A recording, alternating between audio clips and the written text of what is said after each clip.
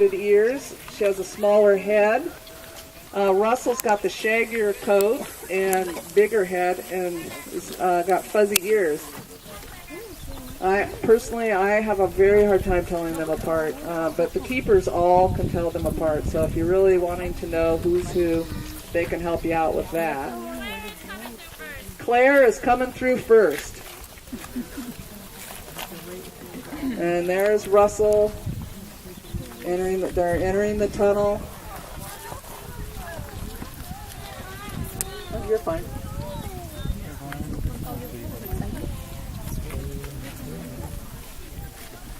So they're in the tunnel. It's nice and shady in there. Hopefully we can get them out of the tunnel. Okay, Sarah's dropping the gate on the other side so that right now they can only come this way or stay in the tunnel.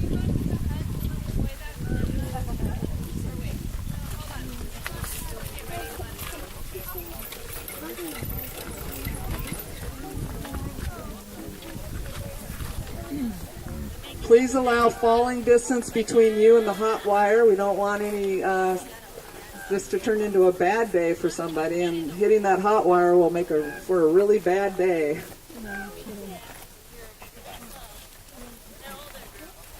So these are older bears, so they move a little slower.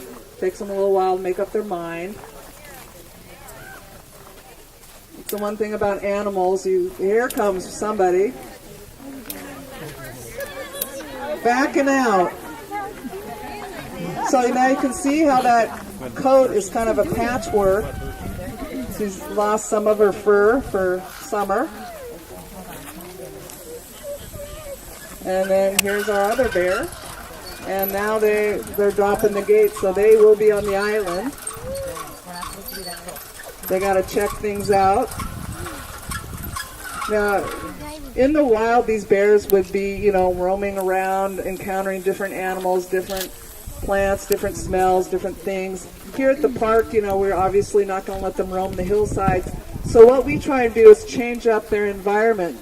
Some days, Claire and Russell will be on the island. Some days they're on the horseshoe, and Mac and Oso are on the island. We also will put different scents in the enclosures. We'll hide their food. We will actually get food from other animals and put it in here, because to a bear that's very exciting.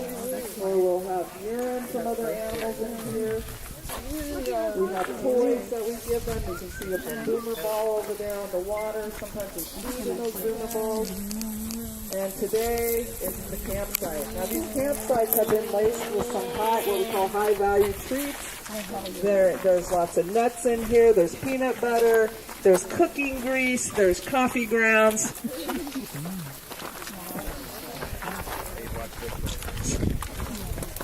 So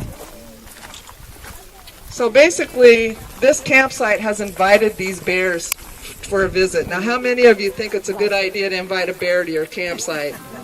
Probably not many of you. But we inadvertently do that from some of us by not knowing how to camp safely in bear country.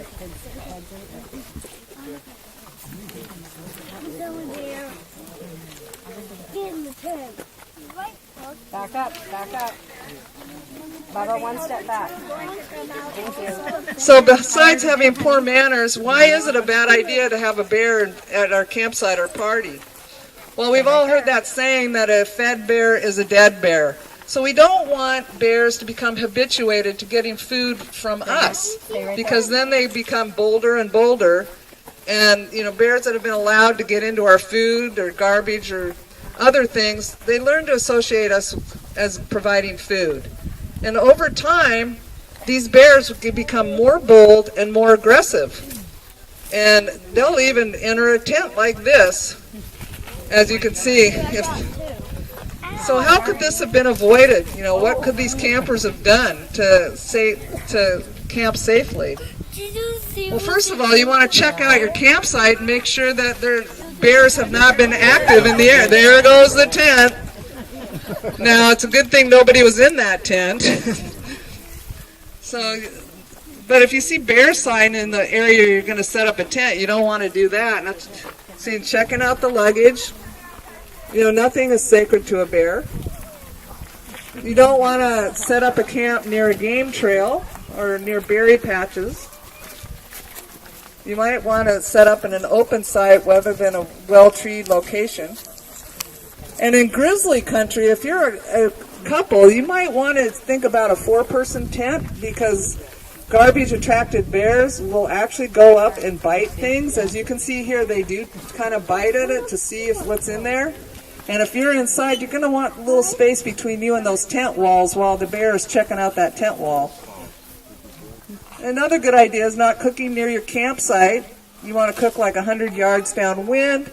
Don't cook more than you need, because you don't want a lot of food sitting around that's putting out that smell for the bears and inviting them into your campsite.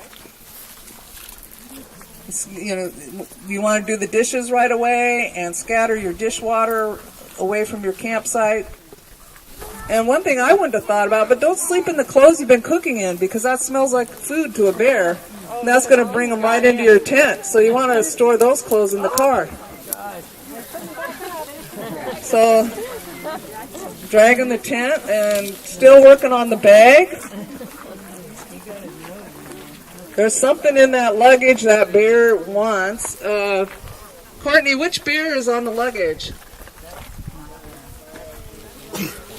Russell. Okay, that's Russell, and Claire is working on the tent. You can see she's already sliced open a part of it. These are powerful animals here.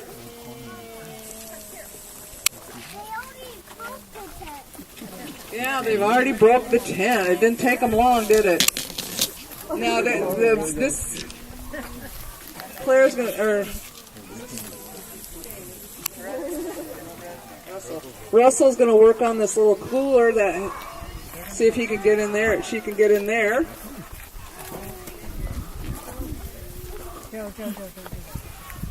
So what kinds of things are bears attracted to? Well, we all know they're attracted to our food and our pet food and anything we're feeding our livestock and our birds, and garbage, of course. But some things you might not think about are like your cooking pots. You know, that no matter how well you wash them, the bear can still smell some food in there. They're attracted to cooking oils, the fuel for our stoves and lanterns. They're even attracted to an unopened canned beverage. Now that surprised me. They're attracted to cosmetics, insect repellents, lotions, soaps, scented candles, and even toothpaste. You know, one of the first times I went camping, I was so careful, and I put all my food in the car, and I did all the things I was supposed to do, and I'm laying there in bed with my toothpaste, because I didn't know. So it's really surprising. So how do you store things when you're camping so the bears can't get them?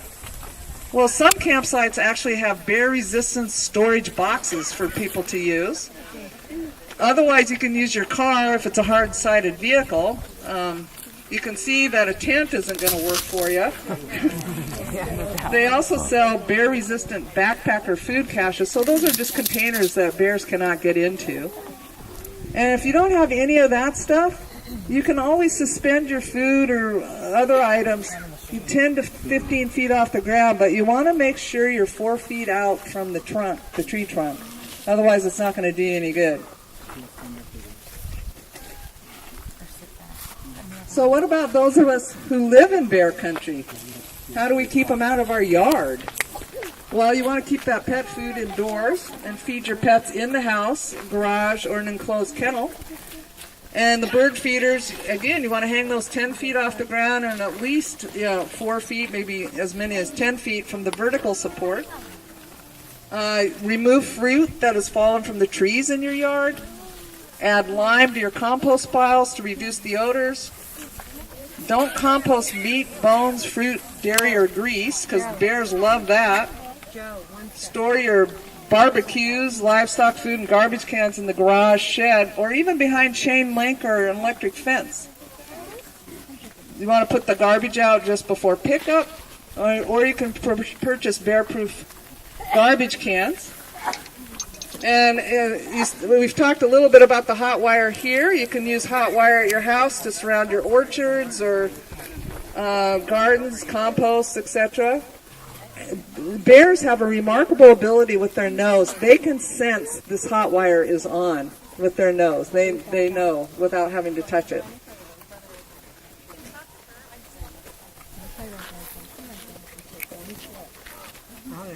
So now into the sleeping bag.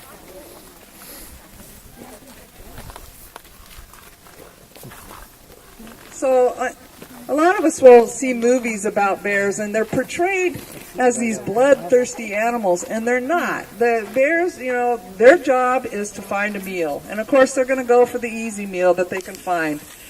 And their job is to bulk up for winter.